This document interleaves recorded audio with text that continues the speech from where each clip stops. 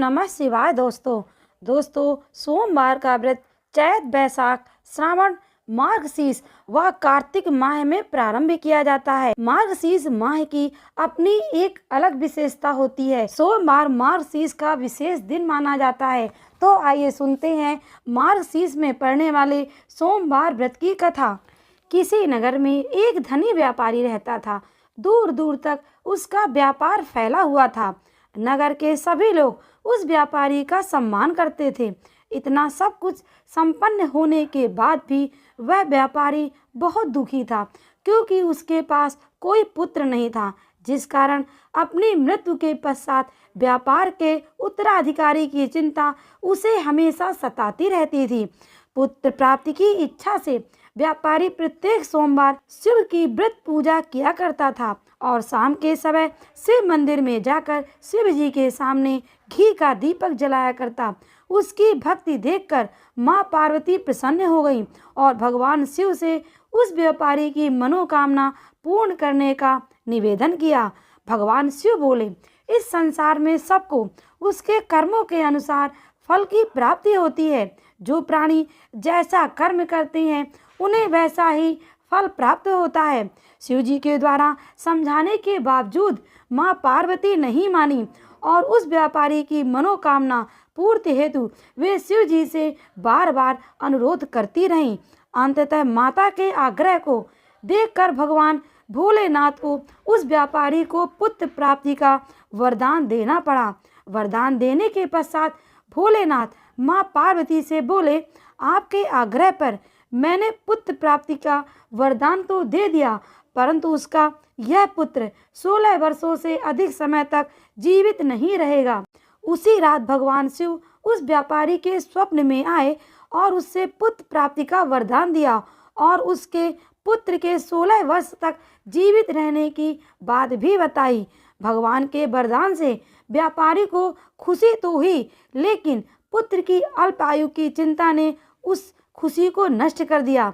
व्यापारी पहले की तरह सोमवार के दिन भगवान शिव का विधिवत व्रत करता रहा। कुछ महीनों के बाद उसके घर में एक अति सुंदर बालक ने जन्म लिया और घर में खुशियां ही खुशियां भर गईं।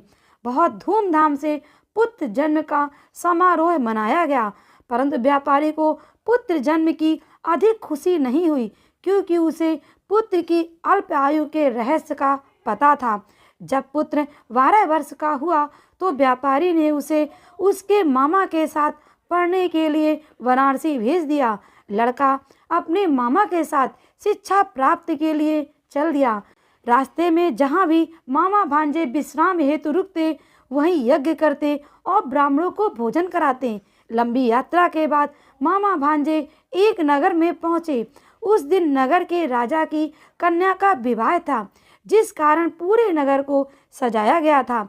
निश्चित समय पर बारात आ गई, लेकिन वर का पिता अपने बेटे के एक आंख के काने होने के कारण बहुत चिंतित था। उसे भय था कि इस बात का पता चलने पर कहीं राजा विवाह से इनकार न कर दें, इससे उसकी बदनामी भी होगी। जब वर के पिता ने व्यापारी के पुत्र को देखा तो उसके मस्तिष्क में एक विचार आया। उसने सोचा, क्यों ना इस लड़के को दूल्हा बनाकर राजकुमारी से विवाह करा दूं। विवाह के बाद इसको धन देकर विदा कर दूंगा और राजकुमारी को अपने नगर ले आऊंगा। वर के पिता ने लड़के के मामा से इस संबंध में बात की। मामा ने धन मिलने के लालच में वर के पिता की बात स्वीकार कर ली। लड़के को दूल्हे के वस्त्र पहनाकर राजकुमारी के साथ उसका विवाह कर दिया गया। राजा ने बहुत सा धन देकर राजकुमारी को विदा किया। शादी के बाद लड़का जब राजकुमारी के साथ लौट रहा था तो वह सच छुपा ना सका और उसने राजकुमारी की ओढ़नी पर लिख दिया, राजकुमारी, तुम्हारा विवाह मेरे साथ हुआ है। मैं तो बनारसी पढ़ने के लिए जा रहा हूँ और अब तुम्हें जिस नवयुवक की पत्नी बनना पड़ेगा वह एक आंख का काना है। जब राजकुमारी ने अपनी ओढ़नी पर लिखा हुआ पढ़ा तो उसने काने लड़के के साथ जाने से इनकार कर दिया। राजा को जब ये सब बात पता चली तो उसने राजकुमारी को महल में ही रख लिया। उधर लड़का अपने मामा के साथ बनारसी पहुंच गया और गुरुकुल में पढ़ना शुरू कर दिया। जब उसकी आयु 16 वर्ष की हुई तो उसने यज्ञ किया। यज्ञ की समाप्ति पर ब्राह्मणों को भोजन कराया, खूब अन्न वस्त्र दान दिए। रात को वह अपने शयन कक्ष में सो गया। शिव के वरदान के अनुसार शयनावस्था में ही उसके प्राण पखेरु उड़ गए। सूर्योदय पर मामा मृत भांजे को देखकर रोने पीटने लगा। आसपास के लोग भी एकत्र होकर दुख प्रकट करने लगे। लड़के के मामा के रोने का, विलाप करने का स्वर समीप से गुजरते हुए भगवान शिव और माता पार्वती ने भी सुना।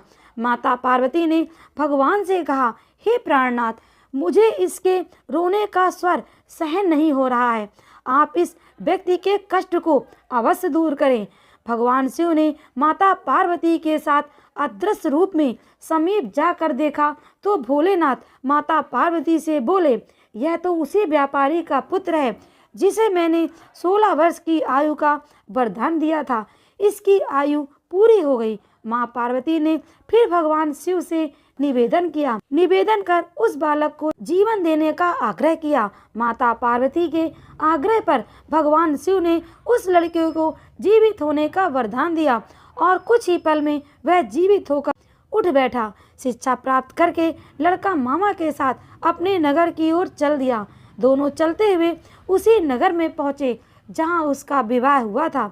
उस नगर में भी यज्ञ का आयोजन किया। समीप से गुजरते हुए राजा ने यज्ञ का आयोजन देखा और तुरंत ही लड़के और उसके मामा को पहचान लिया। यज्ञ के समाप्त होने पर राजा मामा और लड़के को महल में ले आए और कुछ दिन उन्हें महल में रखकर बहुत सा धन वस्त्र आदि देकर राजकुमारी के साथ विदा कर दिया। इधर भूखे प्यासे रहकर व्यापारी और उसकी पत्नी बेटे की प्रतीक्षा कर रहे थे। उन्होंने प्रतिज्ञा कर रखी थी कि यदि उन्हें अपने बेटे की मृत्यु का समाचार मिला तो दोनों अपने प्राण त्याग देंगे। परंतु जैसे ही उसने बेटे के जीवित वापस लौटने का समाचार सुना तो वे बहुत प्रसन्न हुआ और अपनी पत्नी और मित्रों के साथ नगर के द्वार पर पहुंचा। अपने बेटे के विवाह का समाचार सुनकर पुत्रवधू राजकुमारी को देखकर उसकी खुशी का ठिकाना न रहा। उसी रात भगवान शिव ने व्यापारी के स्वप्न में आकर कहा, हे सृष्टि, मैंने तेरे सोमवार के व्रत करने और व्रत कथा सुनने से प्रसन्न होकर तेरे पुत्र को लंबी आयु प्रदान की है। पुत्र की लंबी आयु जानकर व्यापारी बहुत खुश हुआ।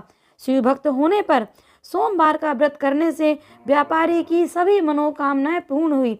इसी प्रकार जो भक्त सोमवार का विधिवत व्रत करते हैं और व्रत कथा सुनते हैं उनकी सभी इच्छाएं पूर्ण होती हैं। बोले भगवान भोलेनाथ की जय, बोले माता पार्वती की जय। दोस्तों, यदि कहानी पसंद आई हो तो वीडियो को लाइक करें, शेयर करें और सब्सक्राइब करना ना भूलें।